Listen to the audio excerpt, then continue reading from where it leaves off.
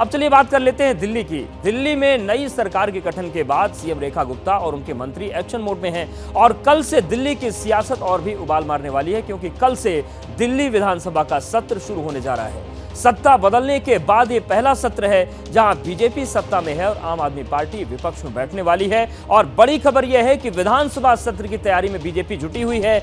आज दिल्ली बीजेपी दफ्तर में एक अहम बैठक होने जा रही है। मुख्यमंत्री रेखा गुप्ता विधायकों के साथ मंथन करेंगी और दिल्ली बीजेपी अध्यक्ष वीरेंद्र सचदेवा भी इस बैठक में मौजूद रहेंगे। विधानसभा सत्र की रणनीति पर बातचीत होगी। 24 फरवरी यानी कि कल से दिल्ली का विधानसभा सत्र शुरू होने जा रहा है और उससे पहले आज एक महत्वपूर्ण बैठक है। सभी विधायकों के साथ मंथन होगा।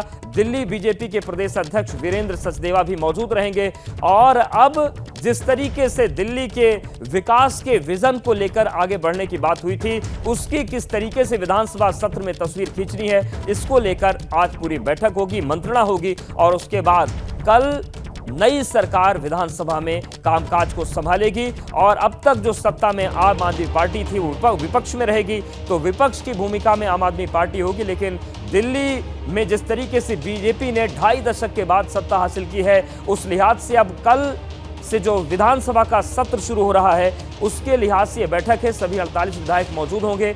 दिल्ली बीजेपी अध्यक्ष वीरेंद्र सचदेवा भी होंगे और प्रदेश संगठन महामंत्री पवन राणा भी मौजूद होंगे। सीएम रेखा गुप्ता के नेतृत्व में पूरी बैठक होगी और कल किस तरीके से सत्र में बढ़ना है, आगे पूरे सत्र में किस तरीके से सरकार कामकाज को आगे बढ़ाएगी, इसको लेकर पूरी बैठक होने जा रही है।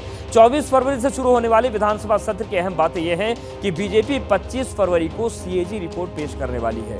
इसमें यह दावा किया जा रहा है कि सीएजी रिपोर्ट के जरिए पूर्व की आम आदमी पार्टी सरकार के काले कारनामों का पर्दाफाश होगा और इसको लेकर राजनीति अभी से शुरू हो गई है। तो वहीं आम आदमी पार्टी का आरोप है कि यह रिपोर्ट फर्जी तैयार की गई है। सवाल करिए, पूछिए, पर अभी तो समय आपको बताने का कि आपने 10 साल क्या किया। आपने 10 साल में क्या महिला कल्याण के लिए जो वायदे किए थे उनको पूरा किया?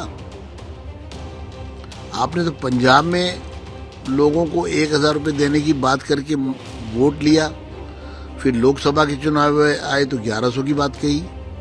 दिल्ली में भी मार्च 24 में आपने कहा 1 अप्रैल 2024 से 1000 रुपये मिलेगा।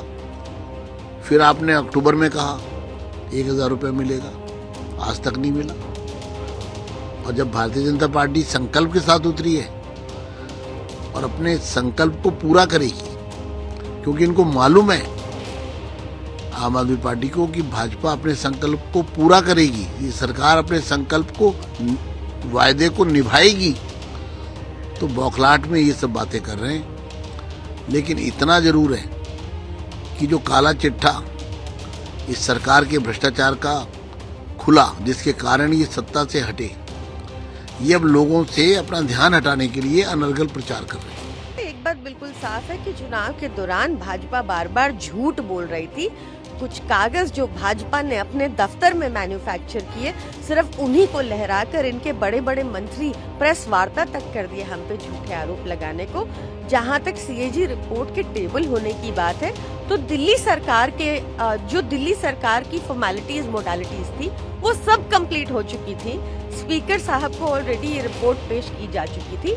तो जो भी सरकार होती, ये रिपोर्ट